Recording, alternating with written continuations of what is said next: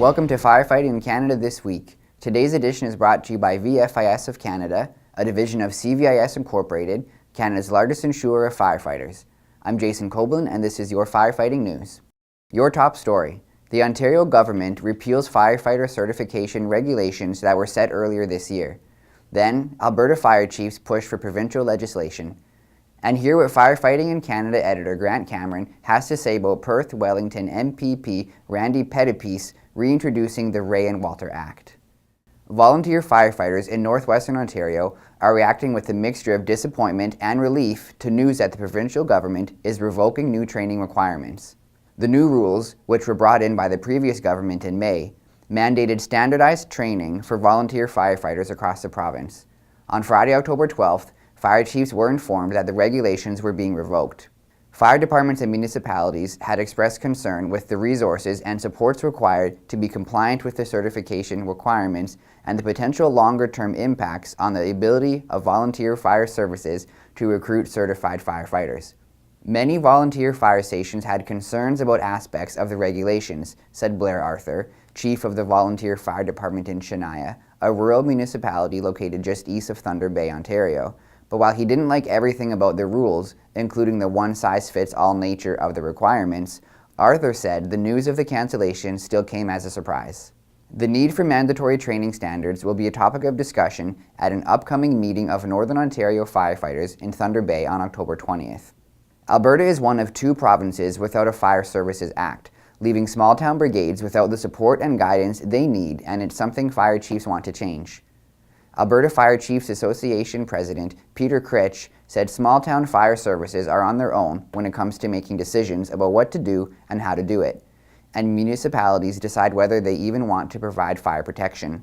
The legislation gap appeared at a legislative committee meeting during consultations on Bill 201, the Firefighter Leave Amendment Act, which would have prevented businesses from refusing to hire a volunteer firefighter and cemented their right to volunteer.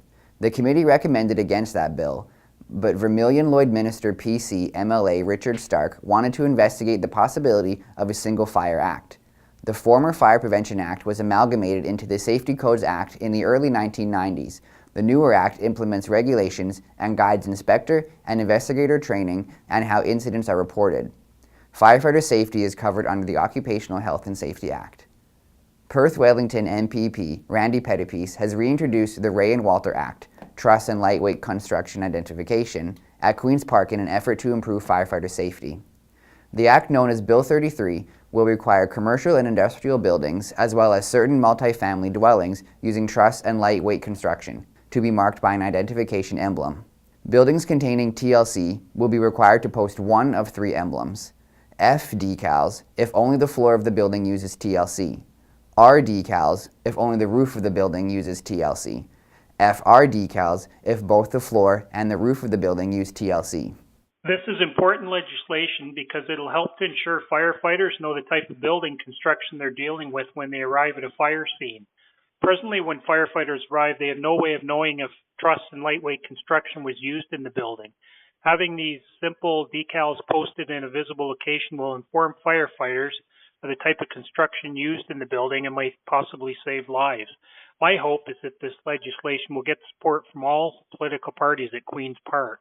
The act is in honor of two North Perth Fire Service members, Ken Rea and Ray Walter, died in 2011 when the roof of a store constructed with TLC collapsed while fighting a fire. This is Annex Business Media's Niche TV.